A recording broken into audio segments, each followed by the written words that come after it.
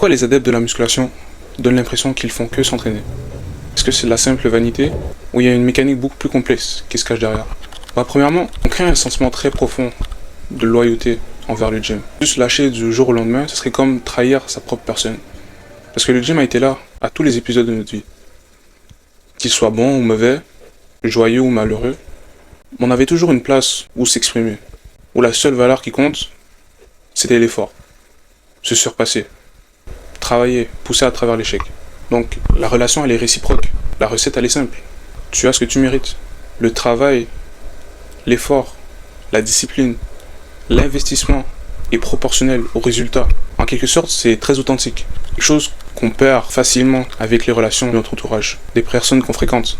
Des relations qui peuvent être volatiles, imprévisibles, même parfois décevantes. Ça crée un contraste qui permet de valoriser ce qui compte vraiment, ce qui est important pour nous.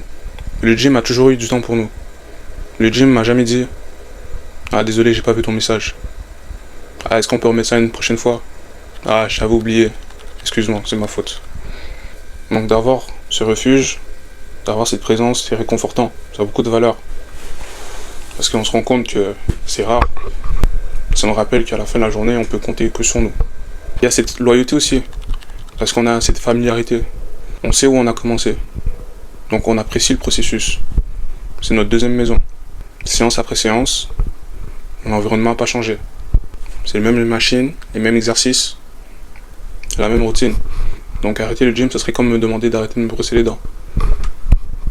Ça fait partie de ma routine. Ça fait partie de mon hygiène. Donc l'entraînement reprogramme le circuit de la récompense. J'arrive à tirer du plaisir, de l'amélioration, du progrès, de l'épanouissement. Avancer pas par pas, voir son corps se transformer. On s'attache et on a comme ce besoin de voir qu'on avance. C'est même addictif. Même pas besoin de me motiver. C'est comme instinctif. C'est plus une corvée. C'est pas une tâche ménagère. C'est une nécessité. Et on prend plaisir à aller s'entraîner. Alors au gym, on associe la douleur à une preuve d'implication, d'effort.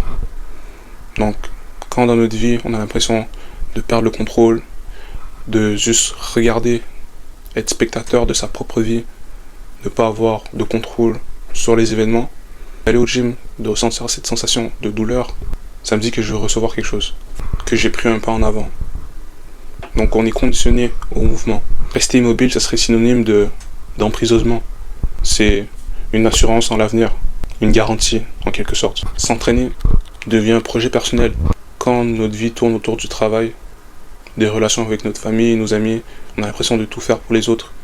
Travailler pour enrichir quelqu'un, avoir l'impression de subvenir aux besoins de tout le monde, dépanner par-ci, aider par-là, sauver la vie de quelqu'un, donner des services. On se retrouve finalement à faire quelque chose pour soi. Entamer quelque chose qui va permettre de moi m'aider. Avant de pouvoir aider les autres, faut s'aider soi-même. Parce que si on est en difficulté, c'est quelle aide qu'on peut apporter à quelqu'un d'autre. Avoir ce projet personnel. À la fin de la journée, je fais ma séance et c'est pour moi. Ce sera pas pour quelqu'un d'autre, ce sera pour ma forme physique, pour ma santé, pour mon avenir.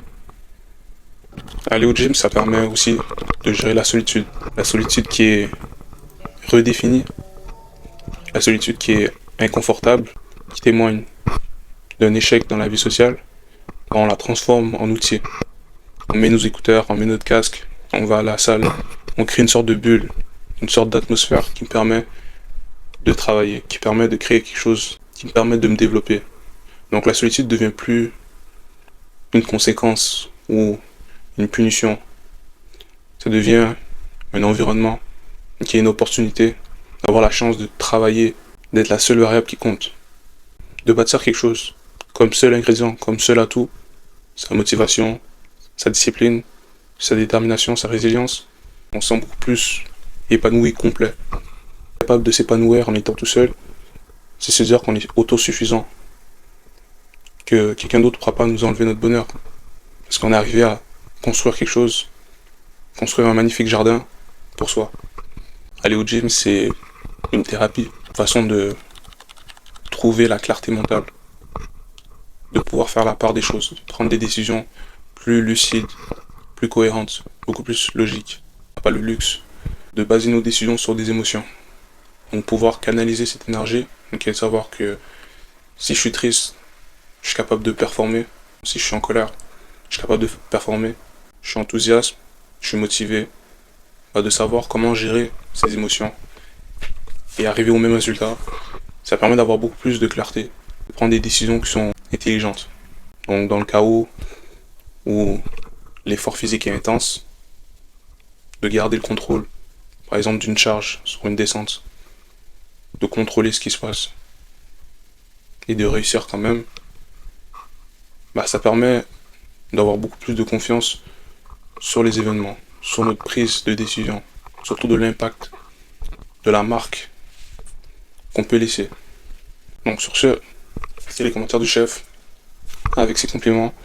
Dites-moi dans les commentaires ce que vous en pensez. Sur ce, on se retrouve pour la prochaine fois.